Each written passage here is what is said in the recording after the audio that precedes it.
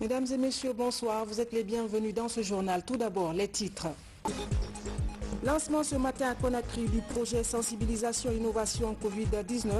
Il s'agit de faciliter l'accès gratuit du Wi-Fi aux détenteurs de smartphones. Une initiative du gouvernement et ses partenaires pour freiner la courbe d'évolution du coronavirus en Guinée. Et puis l'OMVG lance son programme de reboisement dans le corridor de la ligne d'interconnexion de son projet en Guinée. Les travaux seront exécutés par une ONG locale pilotée par des femmes de la région forestière qui compte reboiser 200 hectares de domaines déjà identifiés. À suivre également dans cette édition une immersion au centre sportif KPC à Yorokogia dans Dubreka, un complexe qui va former des jeunes sportifs guinéens, le niveau de réalisation de l'ouvrage dans ce journal.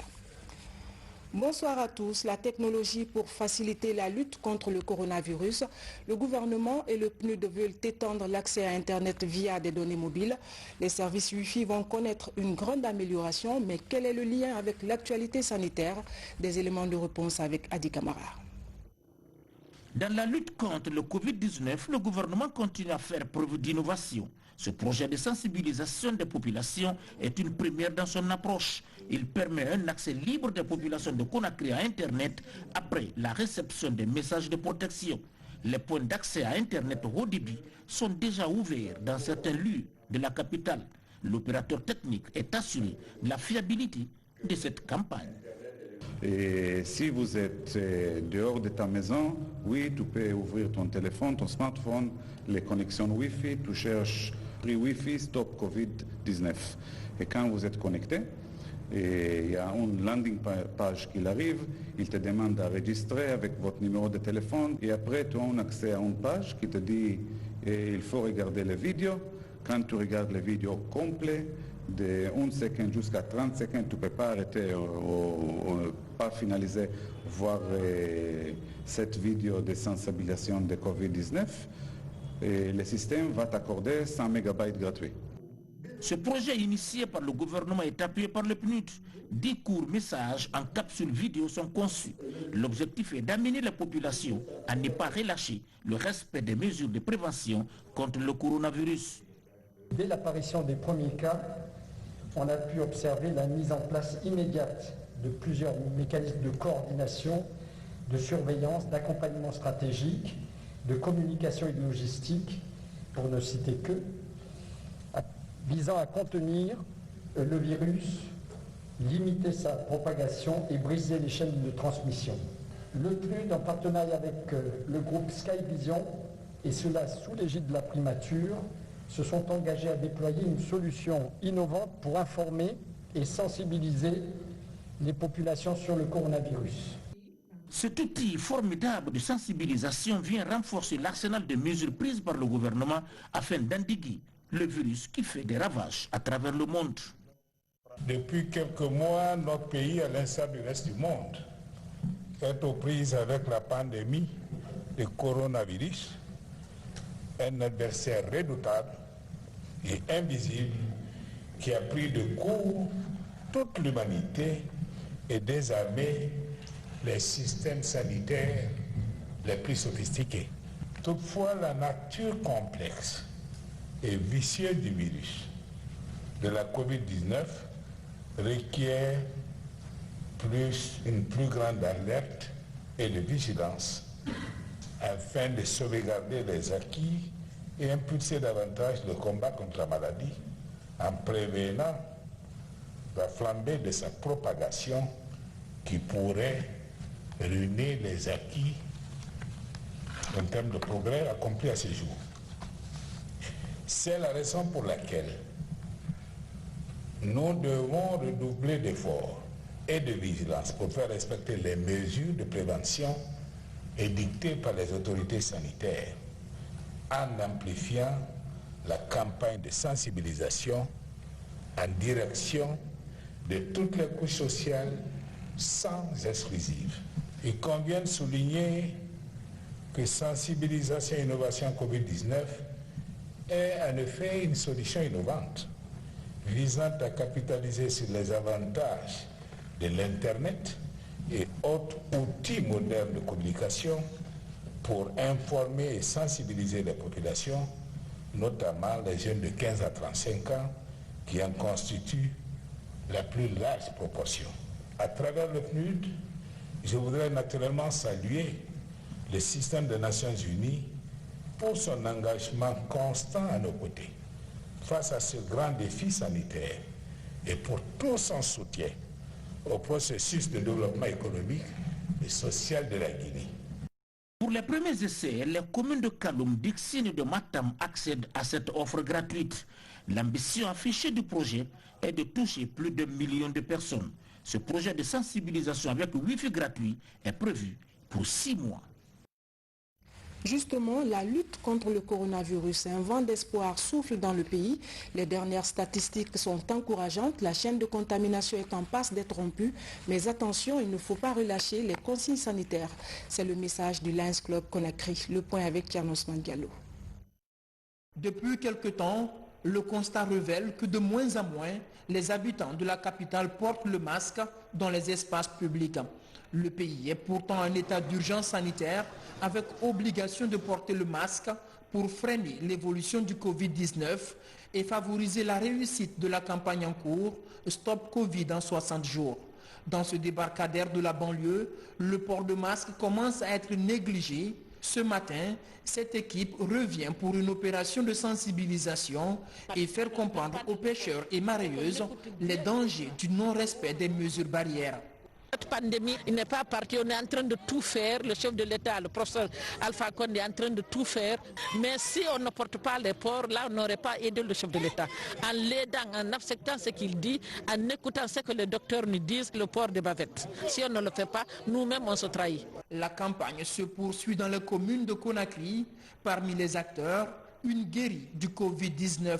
Fatou Siké, directrice générale de l'hôpital national d'Onka, met cette opération du Lions Club Conakry Karoukaroundé à profit pour rappeler l'importance d'observer les mesures de prévention.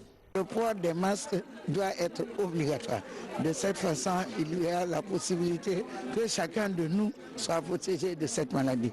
Moi, personnellement, j'ai vécu cette maladie dans ma chair et dans mon esprit. Je sais de quelle souffrance il s'agit. Dans l'agenda du Lions Club, le mois de juillet est consacré habituellement à la lutte contre la toxicomanie. Cette année, actualité oblige, le Covid-19 fait partie des priorités. Nous faisons d'une pierre deux coups. Nous sommes aujourd'hui confrontés à cette pandémie qui touche tous les pays du monde. Nous ne pouvons, aujourd'hui, toutes les activités que nous menons, ce sera dans la sensibilisation de la Covid et dans la sensibilisation de la toxicomanie en ce jour. Après cette journée, les acteurs du Lions Club Conakry Karoukaroundé n'entendent pas baisser les bras dans la lutte contre le Covid-19. Convaincus que les résultats encourageants doivent être soutenus par le respect des mesures barrières afin de mettre fin à la maladie. Plus de 12 000 personnes en situation difficile bénéficient d'un soutien en denrées de grande consommation. C'est une action coordonnée de 3 agences onusiennes réalisées en zone rurale. Les bénéficiaires cibles sont à Boké et Cancan. Le même geste est réalisé à Conakry. Mohamed de Camara. Ils sont porteurs d'un handicap aux personnes âgées. Ils sont à la recherche quotidienne du bien-être. Aujourd'hui, à cause de la crise sanitaire à laquelle le pays est confronté, cette couche sociale est davantage exposée à la précarité. Pour les permettre de joindre les deux bouts, le Programme alimentaire mondial, le Fonds des Nations Unies pour l'enfance et l'Organisation mondiale de la santé apportent leur appui à plus de 12 500 personnes vulnérables affectées par la Covid-19. Nous sommes inscrits dans le plan national de riposte du gouvernement de la Guinée et nous avons élaboré des lignes d'intervention. Ce projet va être mis en œuvre dans le cadre de districts sanitaires aussi, avec une assistance technique pour la qualité des services sociaux de base. Le montant de ce fonds catalytique est de $600 000 initialement et il permettra, avec l'évaluation qui en sera faite, et nous travaillons avec l'Institut national des statistiques pour voir comment cela peut être passé à l'échelle. Les gestions alimentaires et autres là vont changer beaucoup de choses pour moi. Pourquoi? Je suis diplômée sans emploi et mon mari ne travaille pas. En même temps, je suis nourrice et j'ai des familles derrière moi à nourrir. Ça va beaucoup me soulager et ça va beaucoup changer pour moi. Cette assistance en denrées alimentaires et kits de prévention contre le coronavirus va couvrir pour une première phase la zone spéciale de Conakry, les régions de Boké et de Kankan. Les cibles qui ont été identifiées, ce sont des personnes qui sont affectées par la maladie. Nous avons cité les enfants, il y a les personnes âgées, il y a les veuves, il y a également les enseignants des écoles privées, mais il y a aussi ceux qui sont frappés par le handicap, qui n'ont pas un travail, mais aussi nos religieux. Ce projet d'appui à la riposte contre la Covid-19 et au soutien des personnes vulnérables vient soutenir les efforts des autorités guinéennes dans la lutte contre la pandémie enclenchée depuis près de 3 mois dans le pays. Une grande opération de pulvérisation est en cours à la Cité de Solidarité. L'objectif est de lutter contre la prolifération des moustiques et autres insectes en cette période de grande pluie. Les initiateurs veulent ainsi réduire certaines maladies comme le paludisme. Reportage Mohamed Seyar Souma. Nous sommes à la Cité de Solidarité où vivent les personnes frappées d'handicap. Dans ces conditions de vulnérabilité s'ajoute leur exposition aux maladies infectieuses, pendant que le centre est perçu comme un des foyers des insectes nuisibles à la vie humaine. Une opération de désinsectisation vient répondre à ce problème de santé publique. Bureaux, habitations et aires de jeu sont touchés. La qualité du produit ne fait aucun doute. C'est un produit bio, c'est composé, c'est à base d'algues.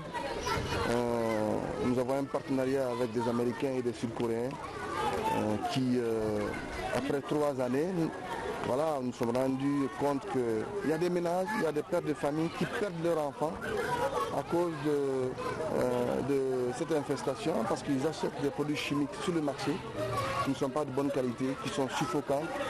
Et finalement, le matin, on retrouve des cadavres à la maison. Donc nous nous sommes dit que c'est vraiment un problème de santé publique. Donc le produit, il est conçu, il est fabriqué sur mesure. La désinsectisation des locaux de la Cité de Solidarité a lieu de façon périodique. La dernière remonte à 3 mois avec la contribution de la même structure. À côté de ces efforts, d'autres actions seront également implémentées. Après cette opération, nous allons faire le porte-à-porte tout de suite, demander aux chefs de famille d'essayer de nettoyer sous les lits, déplacer les meubles, essayer de balayer et de s'y faubérer et que chaque fois, au moins pendant 1 mois, qu'ils débarrassent, qu'ils balayent tous les coins et recoins de la maison parce que ça aussi c'est extrêmement important. Ces messages aux allures de sensibilisation devraient aboutir à un changement de comportement, de nouvelles attitudes qui vont permettre d'améliorer le cadre de vie dans ce centre qui accueille plus de 700 personnes victimes d'handicap. À l'intérieur du pays, une mission de médiation du chef de l'État est en séjour à Kankan. Les émissaires ont rencontré les sages de la cité de Nabaya. Au menu des entretiens, les récents mouvements sociaux liés à l'électrification de la ville. Aboubakar Diaby. Après la journée de manifestation des jeunes pour cause de délestage mardi dernier, le calme revient peu à peu dans la cité. Ce jeudi, les cadres et sages ressortissants de Kankan, émissaires du président de la République, étaient auprès de la notabilité pour tenter de recoller les morceaux. Partout, des messages d'apaisement et de rappel à l'ordre des enfants égarés, mais aussi de répandus auprès du chef de l'État.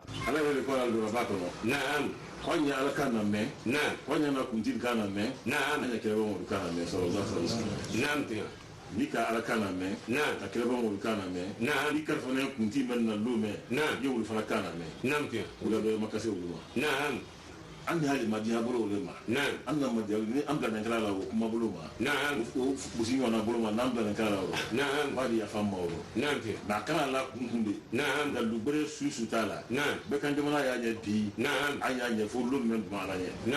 Quand une ville cosmopolite par excellence abrite la coordination régionale Mandeng avec les représentants des communautés du Konya Wassoulou, Tron, Sankara, Beredou et Bassandor. Au vestibule de la coordination Mandeng, les messages ne sont pas passés par 4 chemins.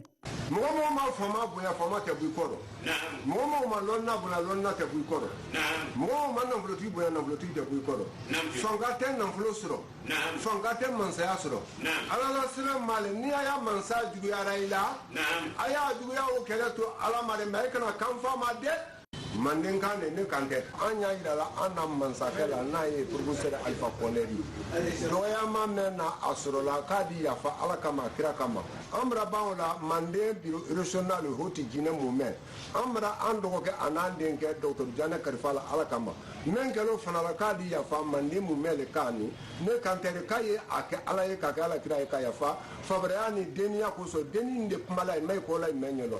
Il faut ajouter que ce samedi à 10h aura lieu à la Maison des Jeunes une séance publique de projection vidéo expliquant les différents projets d'électrification de la Haute-Guinée et de la Guinée forestière, projet initié par le professeur Alpha Condé.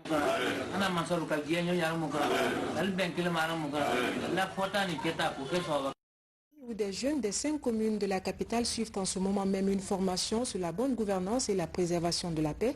L'initiative est soutenue par Leadership Jeunes pour la paix et le développement en Afrique.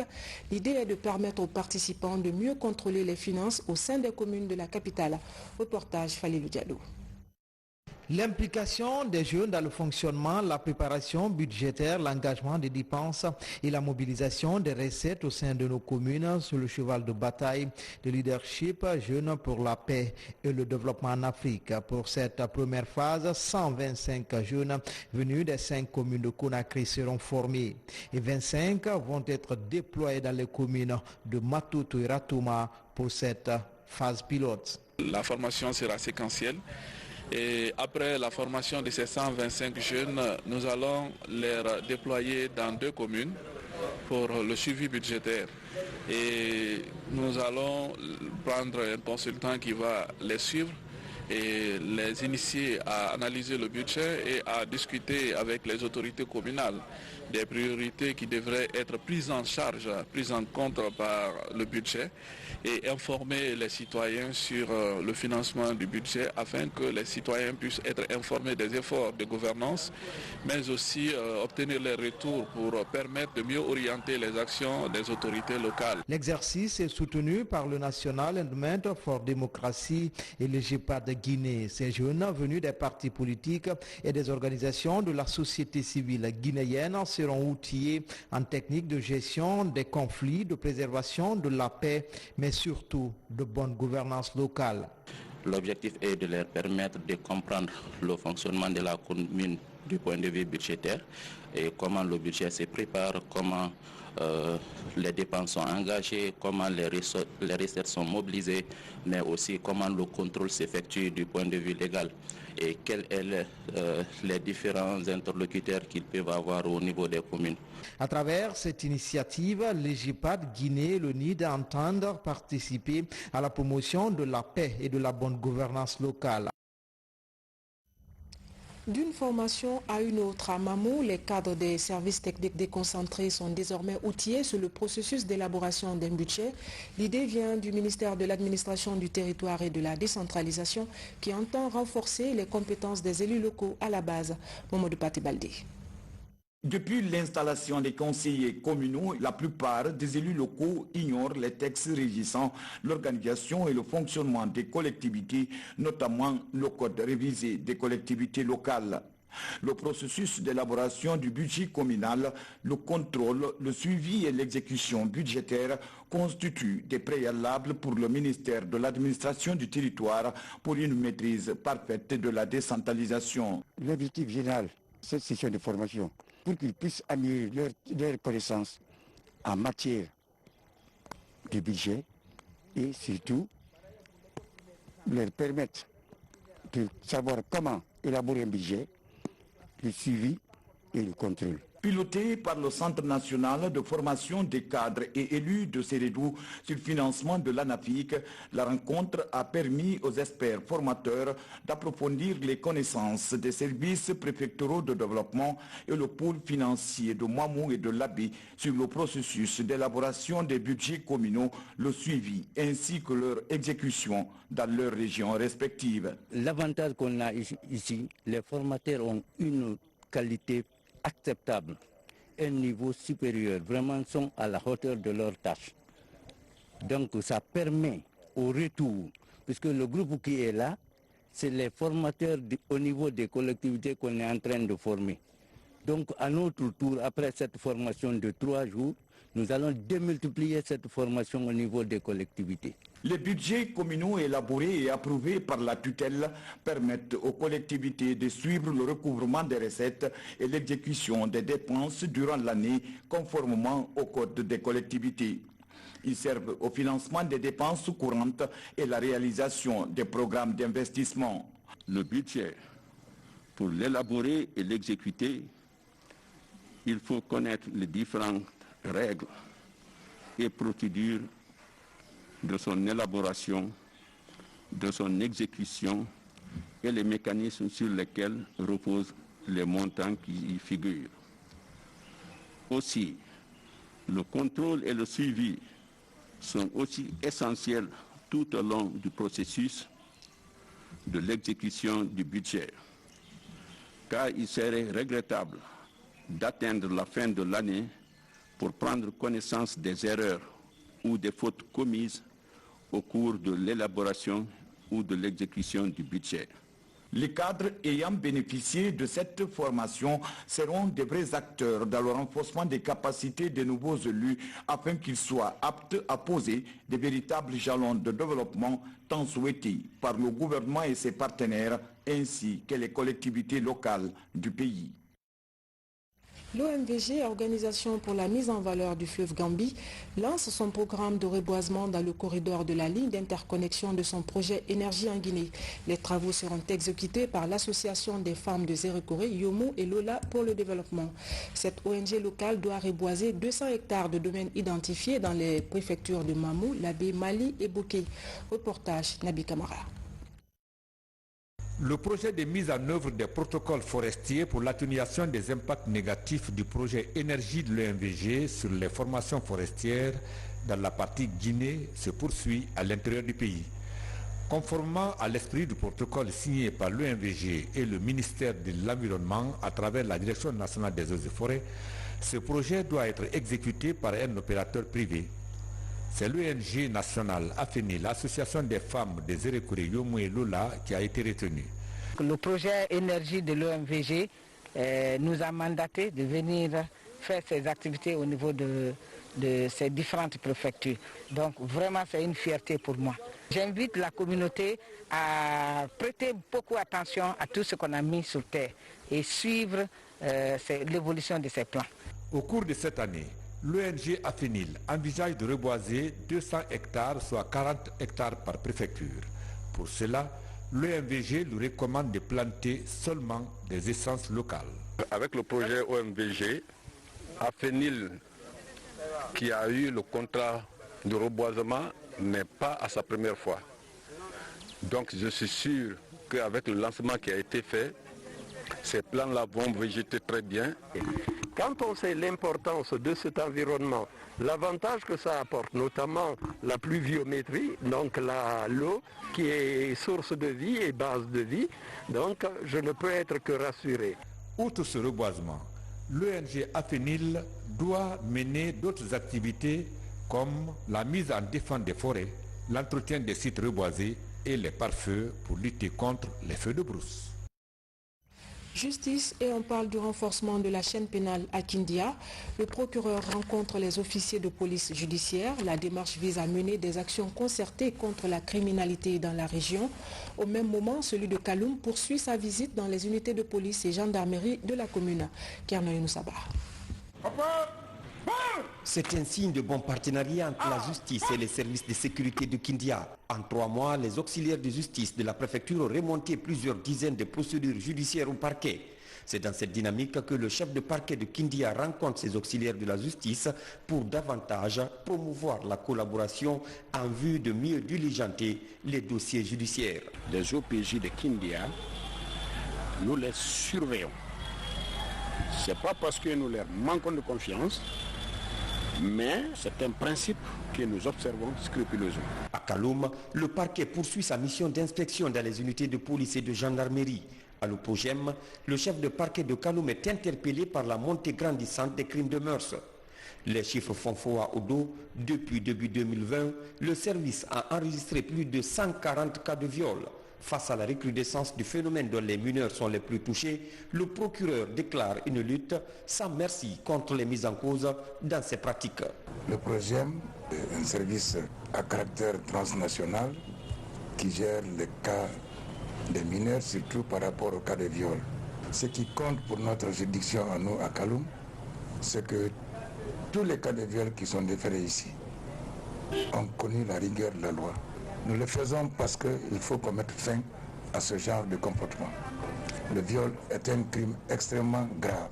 Les autres services que nous avons visités, notre problème c'est d'abord expliquer à ces services, aux responsables de ces services, ce que c'est les rapports parquet-OPJ, dérouler ce que c'est les rapports du procureur de la République aux auxiliaires que sont les OPJ et autres services. À la lumière de tout ça, nous pensons que s'il y a la confiance et la coopération, beaucoup d'infractions vont être éradiquées.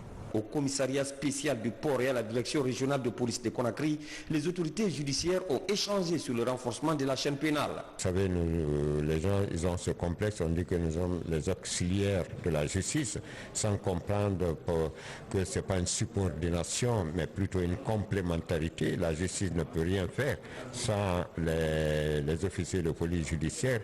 Donc c'est cette complémentarité, cette complicité qu'il est venu à expliquer. À travers ces tournées, les procureurs de la République de Kaloum et de Kindia entendent promouvoir la lutte contre l'impunité. Le programme des logements sociaux, l'État veut passer à la vitesse supérieure. L'ONG Association pour le développement de l'habitat social était en réunion d'information avec les départements ministériels impliqués dans l'exécution du projet. Le dossier est en bonne voie. La rencontre a porté sur les critères de présentation du dossier. Yaya Silla. Ce projet porte sur 768 logements sociaux. Il répond à une préoccupation du président de la République, professeur Alpha Condé, sous le slogan « Une famille vulnérable, un toit solidaire ». L'idée est d'améliorer les conditions de vie des populations. La rencontre porte sur les modalités de souscription aux 10 projets. Les intéressés devront d'abord se réunir par bloc de 10 personnes pour former une coopérative. C'est la condition sine qua non. Chaque coopérative devrait ensuite entreprendre des démarches auprès de la Banque islamique de Guinée pour faire enregistrer sa candidature. Les Guinéens doivent savoir que pour avoir une maison, on ne peut pas se lever un matin le faire. Commencez à vous organiser en coopérative d'habitat. Dans les autres pays, les coopératives d'habitat existent et ces coopératives d'habitat qui décident de leur sort. Même les banques qui doivent vous prêter de l'argent doivent écouter ce que vous allez leur dire. Si vous n'êtes pas organisé, vous êtes vulnérable. Le projet est porté par le privé, mais exécuté en étroite collaboration avec l'État. Des représentants de tous les départements impliqués prennent part à cette rencontre d'information. C'est un projet qui reflète la vision et les orientations du chef de l'État, le professeur Alpha Condé, qui souhaite donner un toit décent à tous les Guinéens, mais plus particulièrement aux fonctionnaires de la fonction publique, notamment les enseignants. Nous sommes déjà très rassurés, très confiants de la mise en place très prochainement de ces logements sociaux. Vu l'engagement politique, n'est-ce pas, du gouvernement, vu l'engagement aussi des partenaires techniques et sociaux, les partenaires, par exemple les banques primaires, vraiment cela ne pourrait que nous rassurer. Le projet est déjà lancé. Sa durée de réalisation est de 31 mois. Outre les fonctionnaires, D'autres secteurs d'activité ainsi que des Guinéens de l'étranger peuvent souscrire à ces logements à travers des coopératives. On termine par un zoom sur le centre sportif KPC à Yorokogia dans Dubrika. Les travaux de construction se poursuivent. Il s'agit d'un complexe pour former de jeunes sportifs. Immersion ce soir dans cet établissement pour évaluer le niveau de réalisation de l'ouvrage. C'est avec Alpha Siagaba. Situé à Horira dans la préfecture de Dubrika, l'Académie de football KPC est un projet de construction en faveur du football guinéen. L'œuvre s'étend sur une superficie de 30 hectares. Sur le site, 4 bâtiments ont déjà poussé. Un bloc pour l'administration du centre, un bloc dédié à la formation et à la restauration, un dortoir puis un centre médico-sportif doublé de vestiaires. Selon les techniciens, les travaux sont réalisés à 85%. C'est un gigantesque projet qui a tenu compte de tous les paramètres en termes d'habitation, c'est-à-dire les jeunes seront internés ici, il y aura juste derrière nous ici le bloc dortoir, il y aura un bloc académie, salle de classe, réfectoire pour permettre aux jeunes de ne pas sortir du centre pour aller chercher à manger. Et il y aura des vestiaires, il y en aura 6, et à l'intérieur des vestiaires il y aura une buanderie, une salle de musculation, et à l'aile de ce même bâtiment en face d'ici, vous avez un bloc médico-sportif pour soigner sur place les jeunes en cas de blessure, en cas de problème de nerfs. Outre ces bâtiments, les travaux d'aménagement de 4 terrains de football, dont 3 en gazon synthétique et 1 en gazon naturel, sont en cours. Les 2 premiers sont destinés aux seniors et les 2 autres aux juniors. Dans ces infrastructures sportives, les anciennes gloires du AFIA 77 qui ont brillé de mille feux sont honorés. Ce projet de construction, une fois terminé, servira de centre de formation pour les jeunes amoureux du football. Mais l'avantage de ce centre, comme je le disais au début tout à l'heure, ça permettra de combler un vide et ça pourra accueillir vraiment des jeunes talentueux qui aspirent à devenir footballeurs professionnels. Et ce centre aussi est une reconnaissance, n'est-ce pas, pour l'histoire du AFIA. Après les installations sportives de Horira, nous voici sur le site de Nongo dans la commune de Ratouma. Ici, le terrain d'entraînement et de compétition du club AFIA est en construction. Il porte le nom de Ibrahima Souri Keita Petit Souri, ancien sociétaire du club AFIA 77. Là, une tribune de 2000 places est en phase de réalisation. Ce stade est construit sur 2 hectares et quelques octroyés par le gouvernement. Dorénavant, quand ça va finir ici, nous allons nous entraîner là et nous recevrons tous nos matchs à domicile. Ça, c'est chez nous. Ça, c'est le stade Petit Souri, c'est chez nous. Le Nongo, c'est chez nous.